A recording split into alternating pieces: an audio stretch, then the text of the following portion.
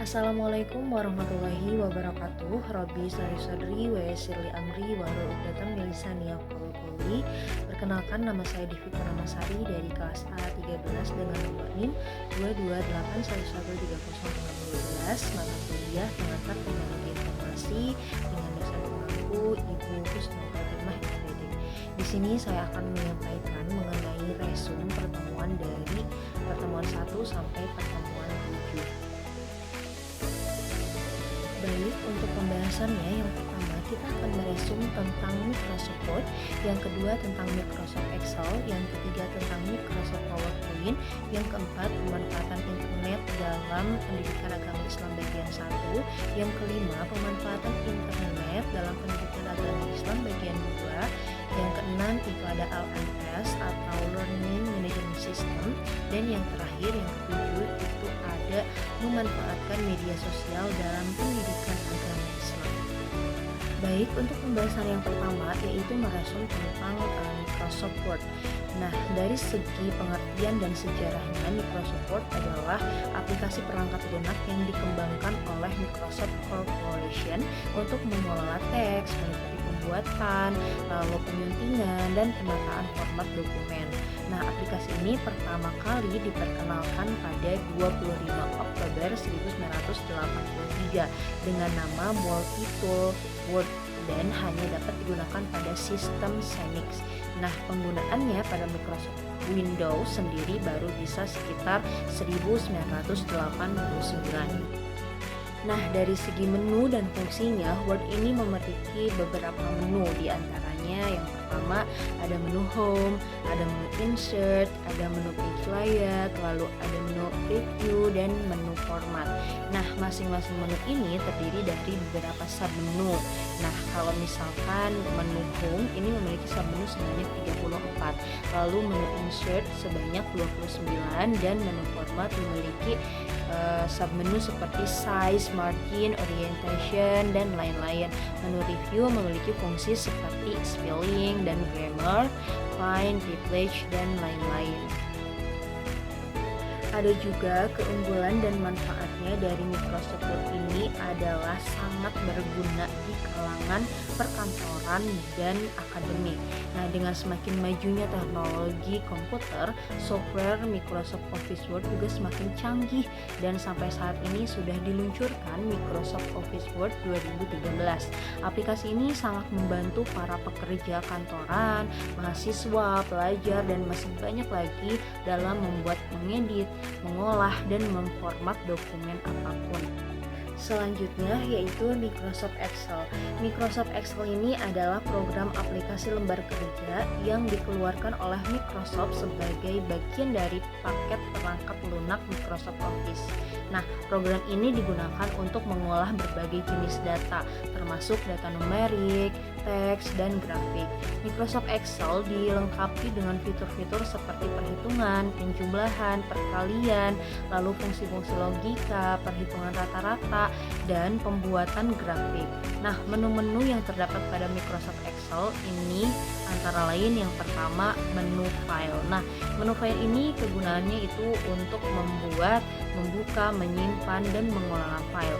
Yang kedua yaitu menu home, terdiri dari beberapa submenu seperti insert, lalu page layout, lalu formulas, lalu data, review, dan view. Lalu yang ketiga itu ada menu edit. Untuk menampilkan lembar kerja pada posisi normal, melihat hasil pemotongan halaman lembar kerja, membuka tampilan perintah, menampilkan toolbar, dan mengubah tampilan formula bar. Nah, yang terakhir itu ada menu view. Nah, untuk mengatur tampilan lembar kerja seperti mengubah ukuran font, mengatur warna, lalu dan mengatur tampilan grafik. Baik, untuk pembahasan selanjutnya yaitu tentang Microsoft PowerPoint. Nah, Microsoft PowerPoint ini adalah aplikasi yang dikeluarkan oleh Microsoft sebagai alat untuk membuat presentasi yang berbasis teks, lalu slide, lalu audio. Nah, program ini sangat populer digunakan dalam berbagai bidang. Nah, termasuk pendidikan, bisnis, dan lain-lain. Karena kemampuan untuk membuat presentasi yang interaktif dan menarik, menu-menu yang terdapat pada Microsoft PowerPoint ini adalah menu file, menu home, lalu menu insert, menu design, menu transition, lalu menu animation, lalu slideshow, lalu review dan view. Nah, masing-masing itu mempunyai fungsi yang berbeda-beda. Nah, dengan demikian Microsoft PowerPoint dianggap sebagai salah satu program aplikasi yang sangat penting dan sering digunakan untuk berbagai bidang dan memiliki banyak menu untuk mendukung proses pembuatan presentasi yang efektif. Nah, di sini ada materi selanjutnya yaitu pemanfaatan internet dalam pendidikan agama Islam bagian 1. Nah, pemanfaatan internet dalam pendidikan agama Islam telah menjadi sangat penting dan membantu dalam meningkatkan kualitas pendidikan. Berikut ini adalah resume singkat dan jelas tentang pemanfaatan internet dalam pendidikan agama Islam. Yang pertama, dari segi pengertian internet dan manfaatnya. Nah, telah menjadi bagian integral dalam kehidupan sehari-hari, tidak hanya bagi remaja tapi juga bagi orang tua dan anak-anak. Internet memberikan kemudahan bagi setiap individu untuk melakukan berbagai aktivitas, termasuk pendidikan. Dalam pendidikan agama Islam, internet membantu dalam mengakses informasi, berkomunikasi dan bermedia sosial serta bermain game dan berbelanja. Lalu yang kedua, dari segi penggunaan internet dalam pendidikan agama Islam. Internet sangat membantu kegiatan para peserta didik di ranah pendidikan, tidak hanya bagi mahasiswa tapi juga bagi mereka yang masih duduk di jenjang SD, SMP, SMA, dan bahkan bagi mereka yang tidak bersekolah dan memiliki homeschooling di rumah masing-masing melalui internet. Setiap orang dapat mengakses jutaan informasi dan mengembangkan keterampilan masing-masing. Nah, untuk selanjutnya yaitu pemanfaatan internet dalam pendidikan agama Islam bagian 2.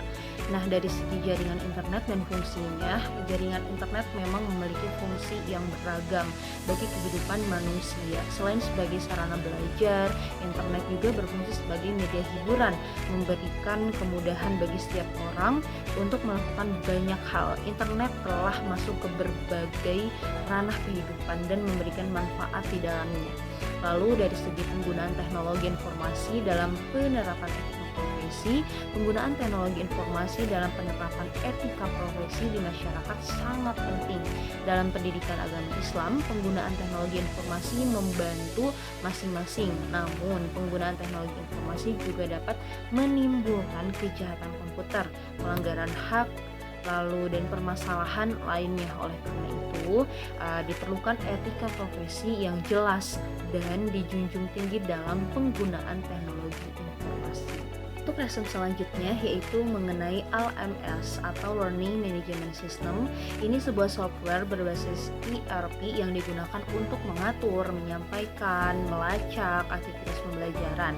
LMS berfungsi sebagai platform digital yang dirancang khusus untuk mendukung proses pembelajaran, penyediaan konten pembelajaran, serta pelacakan dan penilaian kinerja peserta didik dalam satu institusi atau organisasi. Nah, manfaat LMS memiliki beberapa manfaat, seperti meningkatkan kemampuan akademik siswa dengan mengizinkan mereka untuk terus belajar secara online. Yang kedua, meningkatkan efisiensi dan efektivitas proses belajar mengajar dengan memudahkan pengajar dalam membuat, mengelola, dan mengatur proses belajar mengajar. Yang ketiga, yaitu meningkatkan aksesibilitas dan kelibatan peserta didik dengan memungkinkan peserta untuk mengakses materi pembelajaran dari mana saja dan kapan saja. Lalu meningkatkan kemampuan personalisasi pembelajaran dengan memungkinkan pengajar untuk menyesuaikan materi dan metode pengajaran berdasarkan kebutuhan dan kemampuan masing-masing peserta didik.